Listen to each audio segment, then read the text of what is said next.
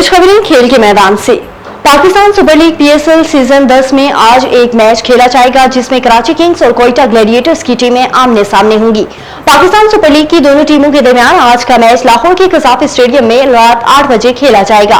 Karachi Kings को साबिक ऑस्ट्रेलवी जारिह Majaz batters और फील्डर्स की जरूरत होगी। दीगर नुमाया खिलाड़ियों में हसन अली, शान मसाउद, टिम सेफरेट, जेमनेस और एडमंड मिलन शामिल हैं। दूसरी जानिब कोयटा ग्लैडिएटर्स को सऊद शकील लीड करेंगे।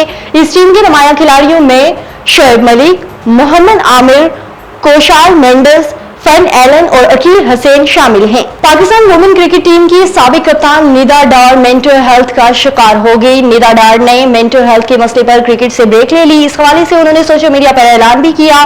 निदा डार ने कहा है कि पिछले कुछ अरसे में मेरी जात और प्रोफेशन के हवाले से बहुत कुछ हुआ है। इन मामलात की वजह से मेरी ज़हनी सेहत पर बहुत असर पड़ा है।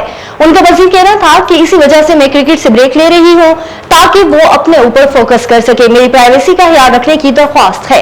और आर्मी यूथ चैंपियंस पाकिस्तान के उस्मान वजीर ने अपनी 16वीं प्रोफेशनल फाइट में भारतीय हरीफ को पहले राउंड में नॉक आउट कर दिया।